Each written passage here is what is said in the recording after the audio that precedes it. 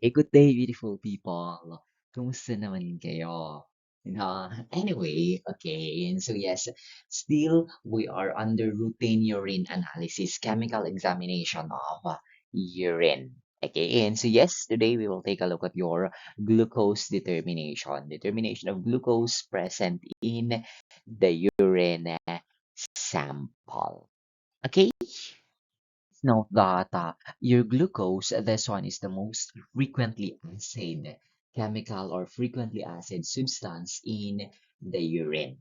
Okay, and so if you were asked about the most frequently acid chemical or most frequently acid substance in the urine, it is glucose. Okay, if you were asked about the most uh, clinically significant, okay, most clinically significant chemical or substance present in the urine, that is protein, or the most indicative of renal disease, that is protein. Okay, and so let's take a look at this one. When you say meluturia, that is the presence of any sugar in the urine. Again, when you say meluturia, that is the presence of any sugar in the urine. That is either a reducing or non-reducing sugar. When you say glycosuria, that is the presence of any reducing sugar in the urine. By the way, please don't be confused here ha. Kasi according to Henry, glycosuria is the presence of glucose in the urine. But then according to your Branzal and according to your other references, glycosuria, that is the presence of any reducing sugar in the urine. Okay, and so please, let's stick to this na lang po. Okay, and glucosuria, that is the presence of glucose in the urine. Glucosuria, that is the presence of glucose in the urine accordingly. Okay, glycosuria, that is the presence of any reducing sugar in the urine. Okay, and so what are your reducing sugars? I know you learned this one in biochemistry. Okay, your reducing sugars, they are fructose, your galactose, your lactose, your maltose, those items, they are reducing sugar. Okay, and so of course your glucose is a reducing sugar, no? Okay, anyway, and yes, your glucose, it is normally present in the urine. Okay, it is normally present in the urine in minute amounts or in small amounts. In small amounts, please note. Accordingly, the normal urine glucose is 15 milligrams per DL. It is 15 milligrams per DL. And in fasting states accordingly, okay, and so in fasting states, it is 2 to 20 milligrams per DL per 100 ml of urine. In fasting states, please note, in a fasting urine sample, it is 2 to 20 milligrams per DL per 100 ml of urine. Again, in fasting urine sample, the amount of glucose is present in the sample is 2 to 20 milligrams per DL per 100 ml of urine accordingly. Okay, and yes, sabihin na po natin, you have your renal threshold that is 160 to 100 milligrams per 180 milligrams per DL. Okay, and so what is the renal threshold here? Okay, and so this is the renal threshold. This is the concentration, the plasma concentration of glucose, wherein if it is exceeded, it will appear in the urine. Wherein, again, it is exceeded, it will appear in the urine. Okay, that is for your renal threshold. No? Okay, and so please note again that your glucose, this one is what you call this, utilized in the detection of diabetes mellitus. Okay, it is utilized. Okay, and so clinical significance or clinical utility of detecting or determining glucose in the urine is for the detection of diabetes or diagnosis of diabetes accordingly. Okay, and so please note that your glucose. there is what you call as, I mean, glucosuria. When you say glucosuria, that is the presence of glucose in the urine. Okay, and so your glucosuria accordingly is caused by two types. You have your pre-renal glucosuria and post-renal glucosuria. I mean, and renal, by the way, sorry. It is pre-renal and renal glucosuria. Okay, and so yes, in pre-renal condition, there is an increased glucose levels in the blood. There is an increased blood glucose levels. In renal glucosuria, there is a defective tubular absorption. Bakit po hindi natin pinapansin ang glomerulus dito? Because normally, glucose, they are filtered out. Normally, they are filtered out. Nakakalabas po sila. Okay, and so from the glomerulus going to the ultrafiltrate, and that is normal. Normal lang po yon na nakakalabas sila from the glomerulus, from the plasma, going to the ultrafiltrate, going to the Bowman's space. But then, okay, they are reabsorbed. Okay, they are reabsorbed. And yes, in renal glucosuria, the problem is tubular reabsorption. The problem in renal glucosuria is tubular reabsorption. Okay? And so, yes, please note that diabetes mellitus is the most common disease that causes hyperglycemia and glucosuria accordingly. Okay, and so that is the most common disease that causes hyperglycemia and glucosuria. If you try to remember again, sabi natin last time that anything that is increased in the blood or in the plasma will reflect in the urine. Okay, anything that is increased in the plasma will reflect in the urine accordingly. Look at your hyperglycemia associated glucosuria. Okay, let's take a look at your hyperglycemia associated glucosuria. Okay, and so again, your hyperglycemia, that is an increased blood glucose. And yes, as what we said earlier, if there is an increased blood glucose, uh, it will cause an increased urine glucose also. Okay, and so this one may be probably caused by um, the exceeding, okay, by exceeding the reabsorptive capacity. The amount in the glomerular filtrate exceeds the reabsorptive capacity, okay, of glucose. Please note again that your glucose is filtered out, normally filtered out, and it is reabsorbed. It is reabsorbed. But then, when the maximal reabsorptive capacity is reached, okay, your glucose will not be reabsorbed anymore. Okay, and so in hyperglycemia caused by, I mean, hypergly, sorry, glycosuria caused by hyperglycemia, the amount in the glomerular filtrate exceeds the reabsorptive capacity of the tubules. Okay, and so please note, glucosuria that is caused by hyperglycemia is caused by uh, this one. Okay, and so the amount in the glomerular filtrate exceeds the reabsorptive capacity. Okay, and please note that hyperglycemia is primarily caused by diabetes mellitus, by a decreased insulin levels. Okay, and so yes, just a brief background for your insulin. Your insulin here will promote the entry of glucose going to the cell. It will promote the entry of glucose into the cell. If glucose enters the cell, of course, the amount of glucose in the plasma is decreased. Okay, and that is the function of insulin to promote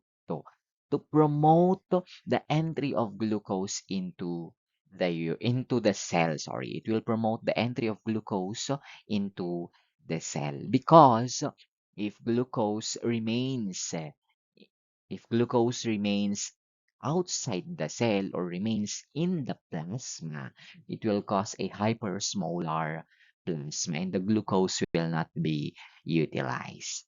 Okay, if hindi siya nakakapasok sa loob ng cell, hindi po siya mayu-utilize. It will not be metabolized, it will not undergo glycolysis and the following pathways. Okay? And so hyperglycemia is caused by decreased in insulin.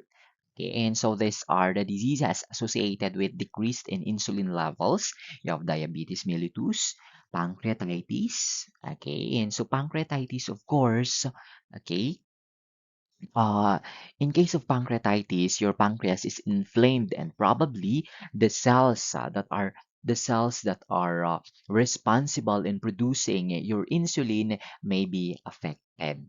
Okay, and by the way, your beta cells of the islets of Langerhans, these are the cells responsible in producing insulin. And pancreatic cancer, accordingly, will also cause uh, decrease in insulin levels. Okay? Your hyperglycemia may also be caused by inhibition of the insulin action. Okay, so there are pituitary and adrenal disorders such as acromegaly, Cushing syndrome, hyperadrenocorticism, um, what functioning alpha or beta cell pancreatic tumors. Okay, will also inhibit insulin and will cause hyperglycemia, hyperthyroidism, stress, pheochromocytoma. Okay, and so these ones will inhibit the action of insulin, causing an increase in blood glucose levels. Okay, what else? Cystic fibrosis. Okay, cystic fibrosis, gestational diabetes, accordingly. Gestational diabetes will cause hyperglycemia. Okay, and so because there is this hormone that antagonizes, there is this hormone produced during pregnancy that will antagonize the action of insulin, causing hyperglycemia accordingly. In renal, okay, in renal, okay, again, in renal glucosuria, please note that there is a dysfunction of your kidney tubules. Okay, and please note that there is also this scenario wherein hyperglycemia is thin, but there is no glucosuria. Okay, and so there are cases wherein hyperglycemia is present or is seen, but then there is no glucose in the urine.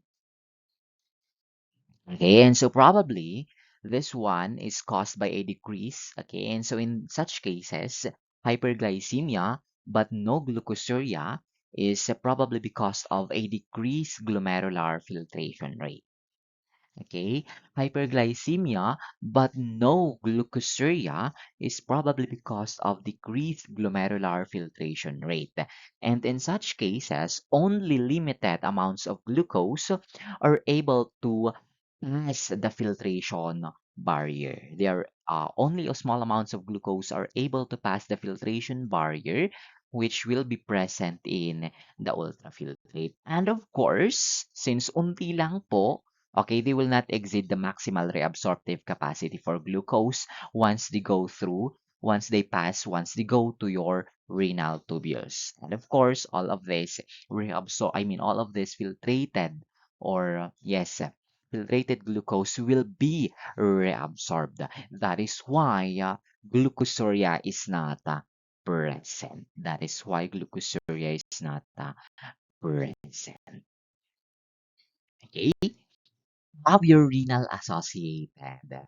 Your renal associated. Please note that in renal associated, there is normal blood glucose levels, but there is an increased urine glucose levels. Earlier, we said that there is hyperglycemia but no glucosuria. Okay, earlier sabi natin there is hyperglycemia but no glucosuria. And this one, there is normal blood glucose, but then there is increased urine glucose, or but then there is glucosuria accordingly. Okay, there is glucosuria. Okay, and sabi natin earlier, renal-associated glucosuria is probably caused by defective tubular reabsorptive function. Okay, there is a defective or decreased tubular reabsorptive function, or there is decreased or defective tubular reabsorption of glucose. Okay, and so this one in renal associated, there is glucosuria in the absence of hyperglycemia. And yes, renal associated is seen in diseases like end-stage renal disease. Okay, end-stage renal disease, sirang-sira na po ang kidneys ng isang tao. Fanconi syndrome. Okay, and so yes, Fanconi syndrome. Soon again, as we take a look at your diseases or renal diseases, we'll take a look at this Fanconi syndrome in detail. Okay, nephrotic syndrome, osteomalacia, and pregnancy accordingly. Those are renal associated glucosuria.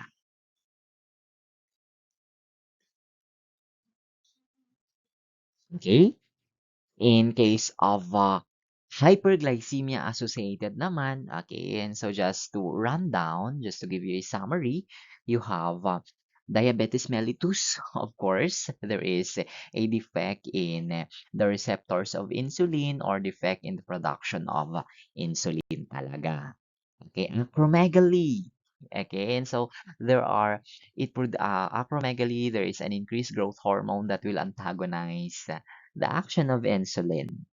Cushing syndrome, increased cortisol that will that will antagonize also the action of insulin. Hyperthyroidism, pheochromocytoma.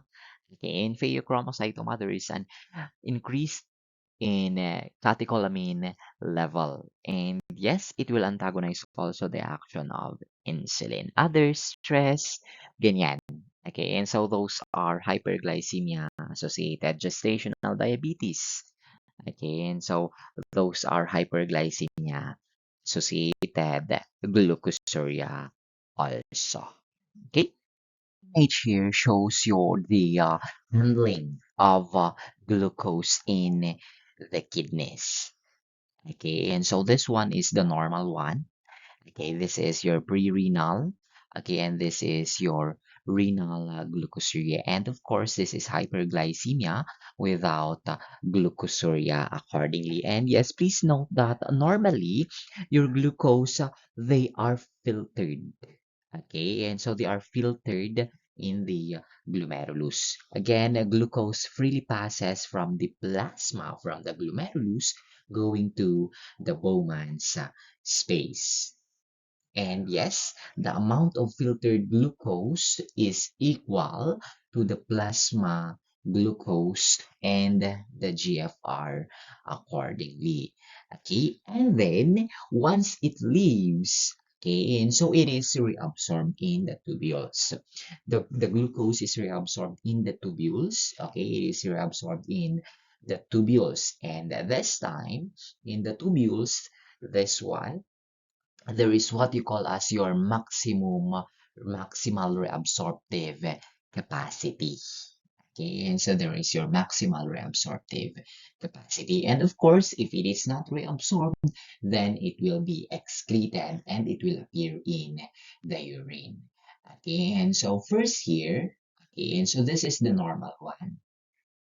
You have 100 milligrams of 100 milligrams per dl of glucose in the plasma. Okay, and yes, The filtered glucose is below the kidney's maximal reabsorptive capacity. Okay, so this is 130 below the 130 milligrams, sorry, per minute. Okay, and yes, it is reabsorbed. All of the glucose is reabsorbed going back to the circulation. So, no glucose will appear in the urine. Okay, what about your pre-renal in case of hyperglycemia? Okay, and so 300 milligrams per DL, it exceeded your renal threshold. Okay, it exceeded the renal threshold. Okay, it is 300 milligrams per DL. Okay, the glucose is freely filtered out still. Okay, and please note what happens here. It exceeded also your 130. Okay, and so my milligrams per minute reabsorption rate. Okay, and so what happens? Okay, glucose will appear in the urine. Okay, and so in case of renal glucosuria, the tubules, the tubules are dysfunctional. Okay, the tubules are dysfunctional. Okay, the blood glucose is normal in this case, but the proximal tubules, okay, they are defective. The kidney fails to reabsorb the glucose even at a normal load. So the glucose will appear in the urine causing glucosuria. Okay, that is for your mechanism of your glucose. Okay, so you have your tests for your glucose. You have your copper reduction tests and the use of your enzymes, which is employed in your agent strip. Okay, for your copper reduction test, you have two tests that utilizes this principle. You have the Benedict's test and you have the Benedict's test and your Clini test tablet. Okay, your Benedict's test is a general test for glucose and other reducing substances, meaning, okay, it is a general test. It is not specific to glucose only. Other reducing substances will give a positive result for Benedict's test. Okay, and so yes, I know you did this one in biochemistry. Alam ko, master na master nyo na po ito. So the principle is it relies on the ability of glucose and other reducing substances to reduce copper sulfate to cuprous oxide in the presence of heat and alkali. Okay, and so in the presence of heat and alkali accordingly. Okay, and so yes, your cupric, your cupric ions are what they call this are reduced to cuprous ions. Your cupric ions are reduced to your your cupric ions, they are reduced to your cuprous ions. Okay, and so yes, they are reduced. When you say reduction, kasi there is a gain. Okay, when you say oxidation, there is a loss of electrons. So what happens? Your cuprous ions gains electrons from the reducing sugar. Okay, the cupric ions gains electrons from the reducing sugar. Okay, and it's reduced to your cuprous ions. Okay, and yes, oxidation will oxidation will produce your cuprous oxide, giving you a brick red precipitate accordingly. Oxidation will produce to cuprous oxide, giving you a red color accordingly. Okay, and so that is for your Benedict test. Simpler one for your Benedict's test. Okay, your copper sulfate, which houses your cupric sulfide. Okay, plus reducing sugar in the presence of heat and alkali will produce cuprous oxide. Okay, and cuprous oxide and an oxidized in presence plus an oxidized substance will produce an orange color. Okay, and so yes, this is your reading. Okay, and so your result and grading. Okay, and so bluish green is trace. Okay, and so retaining the clear blue solution is negative. Okay, and the following. Okay, and so intensity in color corresponds to the amount of glucose present in the solution. Color intensity, okay, is corresponds. Color intensity of the color corresponds to the amount of glucose present in the solution. Okay, and so yes, please note that your Benedict's test is more sensitive to reducing sugars than your Clinitest tablet. Okay. And so false positives, you have drugs and other reducing substances. Okay, and so you have reducing substances like ascorbic acid. Your gentisic acid or homogentisic acid may inhibit the, the enzyme method. Okay, and it will contribute to the positivity of your copper reduction method. It will cause a false positive. Okay, and so false negative, rapid glycolysis. Again, so mawawala po siya, walang madedetect. Okay, that is for your Benedicts. Your Clinitas tablet. Okay, and so Clinitas tablet still utilizes copper reduction method. It makes use of your hygroscopic tablets. Okay, a tablet impregnated with copper sulfate. Still, that is the main reactant. Sodium hydroxide, okay, which provides the alkaline medium. And then you have your sodium carbonate and citric acid, which provides the effervescent. Okay, and so heat here, okay, and so heat accordingly is caused by the reaction of sodium hydroxide with water and citric acid. Okay, and so please note kasi kailangan po it needs heat and alkali. And yes, your alkaline environment is produced by your sodium hydroxide and heat is produced by the reaction of sodium hydroxide with water and citric acid. Paano mo malalaman that there is heat, there is effervescence without touching it? Okay? And so, yes, you have two methods in Clinitas tablet. You have your 5-drop and 2-drop method. Okay? You need, in 5 drops, you need 5 drops of urine. Place it in a clean test tube and add 10 drops of water. After that, you add 1 Clinitas tablet. Okay? You add 1 Clinitas tablet and okay, you allow the reaction to take place. Watch while boiling takes place, but then please note, do not shake. Do not shake the tube or do not touch the bottom of the tube because it is hot. Okay, and so wait for 15 seconds after boiling stops, then gently shake the test tube or gently shake the tube and immediately compare the color of the solution with the color scale provided by the manufacturer. Okay, and so with the color scale provided by the manufacturer. Okay, and so please note that there is so-called as your pass-through phenomenon here. Pass-through phenomenon is takes place or happens if there is greater than 2 grams, sorry. Pass-through phenomenon happens if there is greater than 2 grams per dl of glucose in the solution.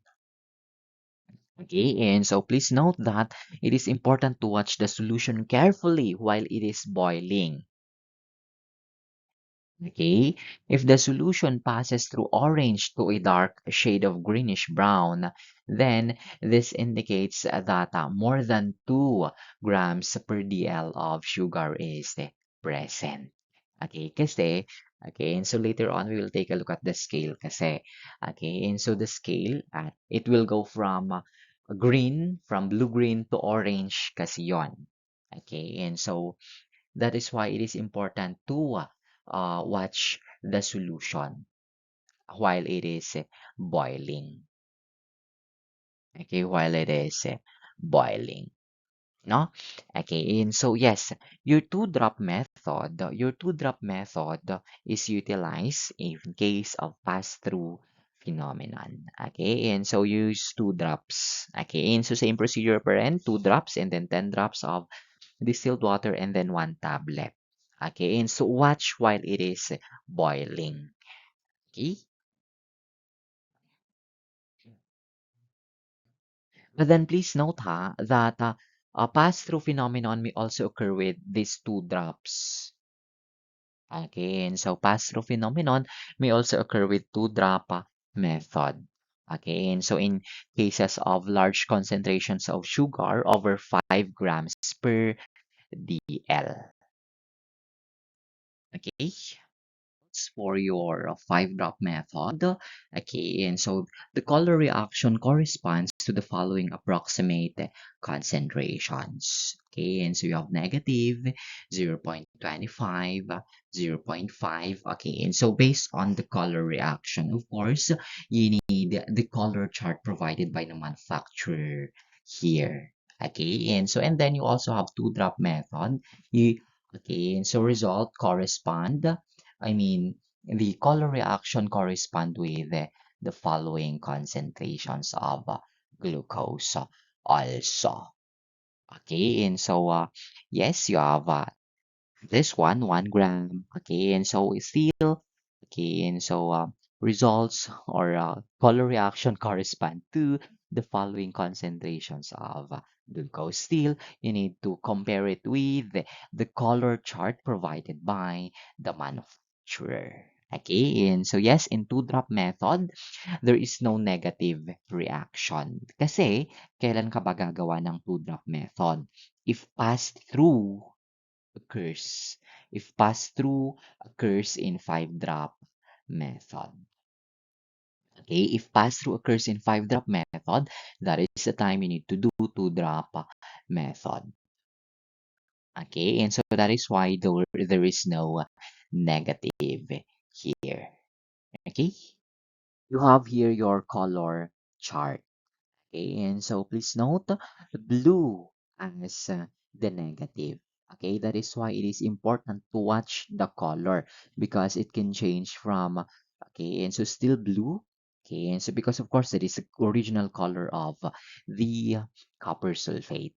Okay, and then watch while boiling. Okay, and so because a pass-through phenomenon may occur.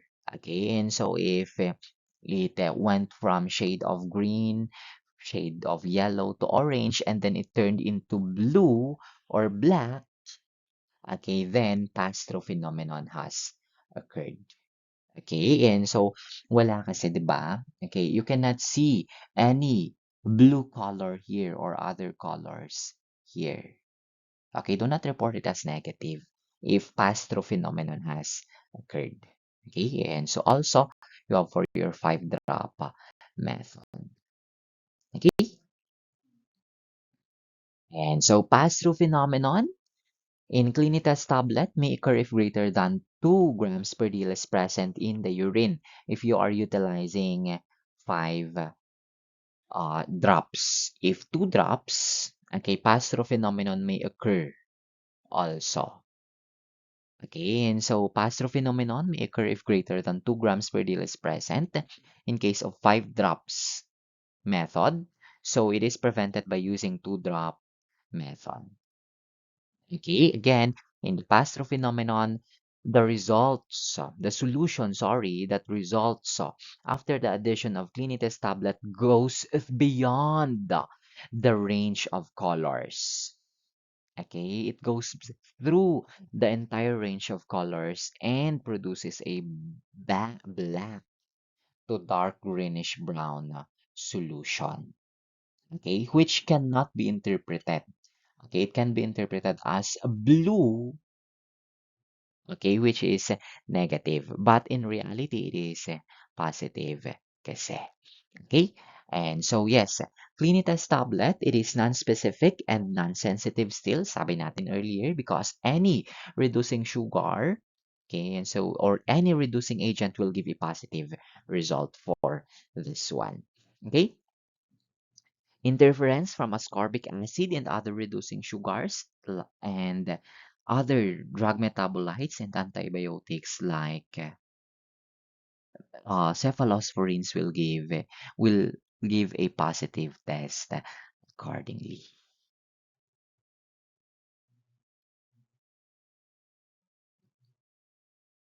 Okay, so yes, your Clinitas tablet must be closed tightly at all times and be kept away from direct heat and sunlight. Okay, and so yes, okay, and so and store in a cool, dry place. Okay, and so the tablets normally they have a spotted bluish color. If strong blue color, okay, and so do not use anymore. If there is a strong blue color, do not use anymore. Probably sira na po yung reagent. Okay, and so if not stored properly, again, okay, the tablet will absorb most moisture and will deteriorate, turning into a dark blue or strong blue color or brown. Okay, and so if that happens, do not use anymore the tablet because it will give you a an unreliable result. Okay, and then you have your agent strip method for glucose. Okay, and so your agent strip method for glucose still it utilizes double sequential enzyme reaction. Okay, and so your reagent strip it utilizes double sequential enzyme reaction. No, okay, and so what are the enzymes present?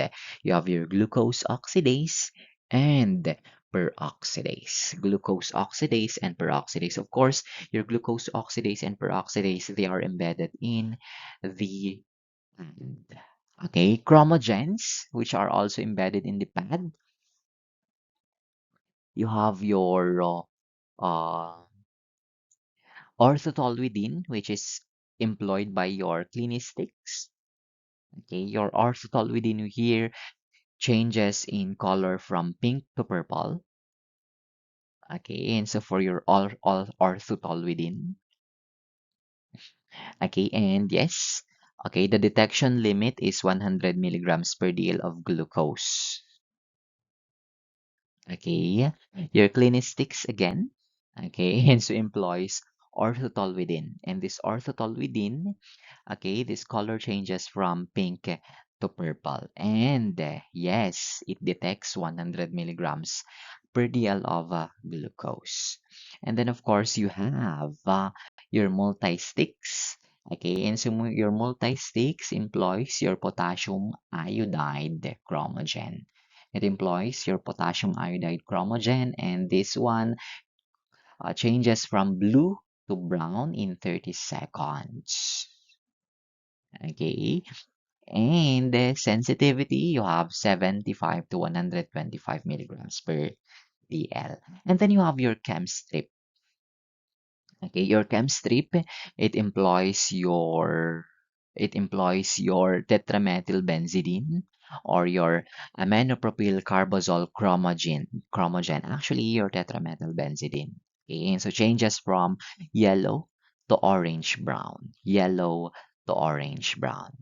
Okay, and yes, a sensitivity of 40 milligrams per DL. Okay, and yes, you read or reaction time is at 60 seconds. Reaction time is at 60 seconds. Okay, and so yes, you have your potassium iodide, which is employed by your multi-sticks. Okay, your chemstrip employs tetramethylbenzidine, and your clinistics employs orthotoluidine. Okay, and so those are the reagents embedded in the reagent. Okay, so what happens here? Okay, and so by the way, please note that your reagent strip for glucose is highly specific to glucose. Okay, it is highly specific to glucose accordingly. So what happens here? Okay, and so glucose, no? Glucose plus oxygen. Okay, and so glucose plus oxygen. Okay, and so in the presence of glucose oxidase will form gluconic acid plus hydrogen peroxide. Okay, and so source of oxygen, the environment, of course. Source of glucose oxidase, the reagent. Okay, source of glucose, the sample. Okay, and so glucose present in the sample, okay, plus oxygen, okay, catalyzed by your glucose oxidase, will form gluconic acid and hydrogen peroxide. Okay, hydrogen peroxide plus chromogen. Okay, and so plus the chromogen again, you have your orthotolvidine, potassium iodide, and tetramethylbenzidine or your aminopropyl carbazole. Okay, and so will produce an oxidized chromogen and water in the presence of peroxidase, which will catalyze the reaction. Okay, again, okay, and so orthotolvidine, if orthotolvidine is the embedded or the utilized chromogen, okay, and so it will give you a purple color, positive result. Okay, if potassium iodide is the utilized chromogen, if glucose is present, brown color will be produced.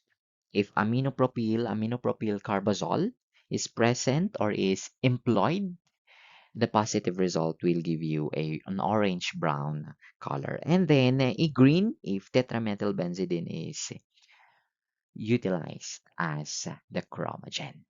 Okay, and so that is for your glucose 2. Okay, and so please note double sequential enzyme reaction. So what are the enzymes? You have glucose oxidase and peroxidase. Glucose oxidase will catalyze the conversion of glucose to gluconic acid and H2O2. And then H2O2 and the chromogen will produce peroxidase card. I mean, will produce oxidized chromogen.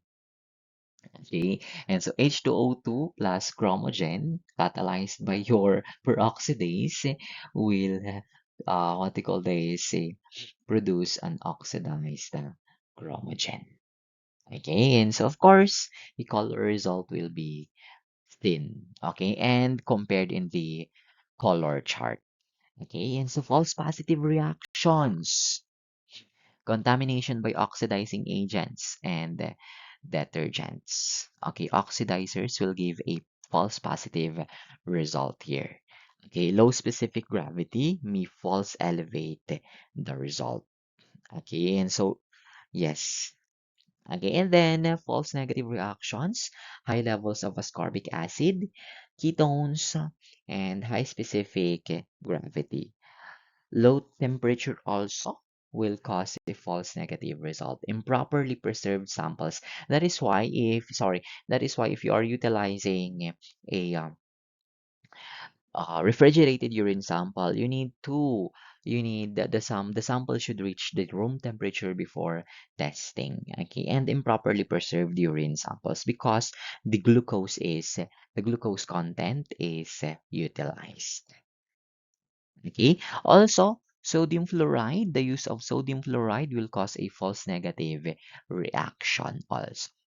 Okay. Reading time is 30 seconds. 30 seconds for multi-sticks. Okay. Time is 30 seconds for multi-sticks. 60 seconds in some strips. Okay, and so yes, let's take a look at the correlation between your Clinitas tablet and your reagent strip. A positive Clinitas tablet and a positive reagent strip, okay, and so presence of glucose. Positive Clinitas tablet and positive reagent strip, presence of glucose. Please note that your reagent strip is specific to your glucose lang. Okay, and so auto reducing sugar will not be detected by your reagent strip kasi. Okay, and so cleanliness positive, reagent strip positive, glucose is present. Cleanliness positive, reagent strip is negative, presence of non-glucose reducing sugar. Because this one, it is not specific. Okay, and so negative cleanliness and reagent strip positive. Okay, and so plus one, presence of small amount of glucose, presence of small amount of glucose.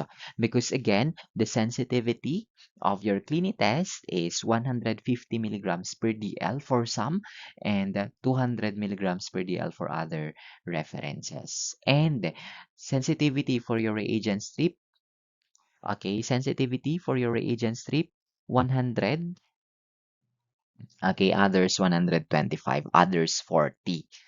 Okay, so mas mababa. Okay, and so not enough. Okay, to give a positive test for your clinic test. Okay, and so positive one or plus one, presence of small amount of glucose. Again, reagent strip, it has a lower sensitivity value or lower detection limit compared with your clinic test blood. And yes, Clinitas negative and the reagent strip 4 plus. Okay, false positive reaction. False positive reaction naman po. Okay. And so you have your other sugars in the urine. You have your fructose. Okay, and so other sugars in the urine. Fructose, this one. Okay, and so or present or fructosuria. Okay, fructosuria may be caused by inherited enzyme deficiencies that cause benign essential fructosuria and serious fructose intolerance associated with severe vomiting and vomiting and liver and kidney disease. Okay, and so yes, fructosuria may also be associated with parenteral feedings that include fructose. Okay, and so fructose. Okay, and so fructose is seen, increase in fructose is seen in increased intake of fruits, syrup, or honey, accordingly. Okay, and so fructose, okay, increase intake of fruits because, of course, your fruits, your honey, your syrups, they are rich in fructose accordingly. And yes, okay, and so fructose will give a positive test for Seliwanov's test. Okay, and so pakibalikan na lang po kay biochemistry. Okay, pakibalikan na lang po kay biochemistry. Okay, and yes, other than Seliwanov's test, your fructose is identified by TLC, thin layer chromatography. This is a okay. So this is a chromatography method, thin layer. And then resorcinol test accordingly can be utilized for this one. Please note that fructose is a reducing sugar and will also give a positive Benedict's test. Okay, it will also give a positive Benedict's test at low temperature. Okay, and then you have galactose. Galactose, this one can also be present in the urine. Okay, and so in case of galactosemia, okay, in case of galactosemia, you have type 1 and type 2 galactosemia as well as type 3. Okay, galactosemia. Okay, but then usually deficiency of galactose 1, phosphate uridyl transferase or galactokinase. Okay, and so yes, for type 1, galactokinase is deficient. Type 2, galactose 1 phosphate uridyl transferase is deficient. And type 3, you have galactose epimerase is deficient. And yes, please note that galactosemia. Okay, and so galactosemia is toxic to the brain, toxic to the eyes, as well as toxic to the liver and toxic to the kidneys. Okay, and so galactose can be converted into galactitol, causing what we call is causing cataracts accordingly. Okay, and so causing cataracts. Okay, and so yes, sources of galactose, of course, derived from lactose. Okay, and usually, what happens usually kasi is galactose or your monosaccharides will be converted into glucose kasi. But then, okay, and so in cases that your enzymes necessary for the conversion of your galactose into glucose is absent, okay, uh, they will accumulate in the circulation. Okay, and so your galactose uh, methods of determining galactose still okay, and so Benedict's test it will give you a positive reagent. I mean positive Benedict's test. Okay, other than that, TLC, thin layer chromatography, is useful accordingly to identify galactose in the urine. However, accordingly, the disease is usually identified by erythrocyte enzyme assay when suspected. Okay, and so that is for your galactose. Okay, and then you have lactose. Lactose accordingly may appear in the urine late in normal pregnancy or during lactation. Okay, and so in case of lactose intolerance, high levels of sugars accumulate in the gut, and yes, lactose will be absorbed and excreted unchanged in the urine. Okay, in case of lactose intolerance. Okay, so yes, you have your what you call is your detection of lactose. Okay, and so 15 ml of urine plus 3 grams of lead acetate. Okay, and so shake and filter. After that, you boil the filtrate, and then after that, add 2 ml concentrated ammonium hydroxide, and then boil again. A positive result is indicated by a red precipitate. A positive result is indicated by a red precipitate. Okay, and then you have your pentose. Pentose, okay, and so some pentoses can be present also in the urine. Okay, and so pentosuria may follow the ingestion of large amount of root, causing the excretion of your L-cellulose and L-arabinose in the amounts of up to 0.1 gram per day. It may also be seen in certain drug therapies with benign essential pentosuria. And so, yes, Benedict's qualitative test will give a positive result. Okay, and so, uh, Pentoses will give a positive result to Benedict's qualitative test if the concentration reaches 250 to 300, 250 to 300 milligrams per DL. Okay, and yes, okay, and so TLC also. Okay, and so TLC will identify a pentose in the urine. Thin layer chromatography. The urine, your sucrose here is a disaccharide which is made of 1 unit of glucose and 1 unit of fructose. And yes, sucrose may appear in the urine after the ingestion of very large amounts of sucrose, or in case of sucrase deficiency, which is associated with intestinal diseases like sprue. And this one, again, so will give manifestation same with lactase deficiency. Sucrose intolerance